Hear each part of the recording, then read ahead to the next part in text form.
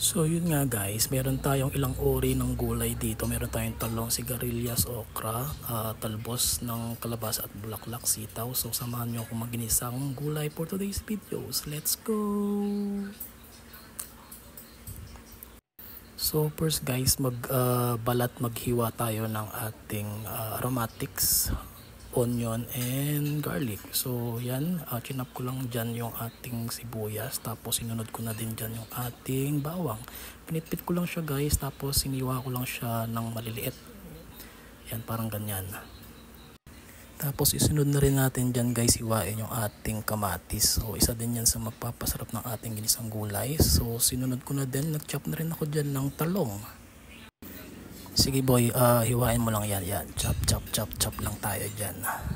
Tapos sinunod ko na din dyan pala guys yung ating okra. So naghiwa na rin ako ng mga ilang pirasong okra dyan. So nasa sa inyo na yan guys kung anong klaseng gulay. So pwede po tayong mag-add dyan ng kalabasa, kamote. Pwede rin tayo maglagay ng kamote dyan guys. But for today's videos wala tayong kamote o kalabasa. So yan lang yung ating available na gulay sa rep. So yan, pwede na yan guys. Tapos meron lang tayong nabiling tinapa. So sasahugan natin siya ng tinapa. At meron din tayong mga tirang ulo ng hipon na isasama rin natin sa ating ginisang gulay. So yan na lahat yung ating ingredients guys. So nahiwa ko na siya, i-prepare ko na. So next magigisa na tayo guys. So sindihan natin yung ating kalan. Syempre huwag kalimutan yung pan, no? Tapos lagyan natin ng konting mantika. Igigisa natin yung ating bawang. Tapos sunod na natin dyan agad guys yung ating sibuyas. So palabasin lang natin yung amoy, no, ng ating ginisang bawang at sibuyas. Tapos sinunod ko na din dyan guys yung ating kamatis. Yan. Mas maganda guys kung lamog na or pisak na yung ating kamatis. Tapos sinunod ko na din dyan yung ating ulo ng hipon guys. So gisahin lang natin ng konti hanggang mag-orange na yung ating hipon, yung ulo ng hipon. Tapos isunod na rin natin dyan guys yung ating hinimay na tinapa. So tinanggalan lang natin yan ng tinit.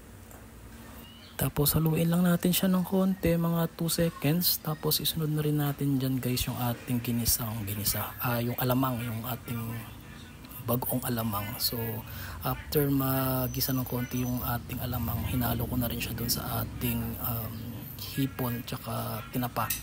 So after nyan guys, sunod na natin dyan agad yung ating sigarilyas kasi medyo matagal lumambot to, no? Tapos sinunod ko na din pala dyan guys yung ating hinimay kanina na sitaw at ang ating okra. Tapos ilagay na rin natin dyan guys yung talong kapag malambot na yung ating mga nilagay na gulay kanina. Tapos ilagay na rin natin dyan yung talbos or dahon tangkay ng kalabasa. Then after that malambot na, ilagay na natin yung ating bulaklak ng kalabasa. Tapos naglagay din pala ako ng ilang pirasong green chili dyan guys. A few moments later. So yun nga guys, after 365 days ng paghihintay, luto na ang ating ginisang gulay. So yun lang, salamat sa panonood guys. If you like these videos, please don't forget to like and share. Yun lang, sa susunod ulit, bye bye!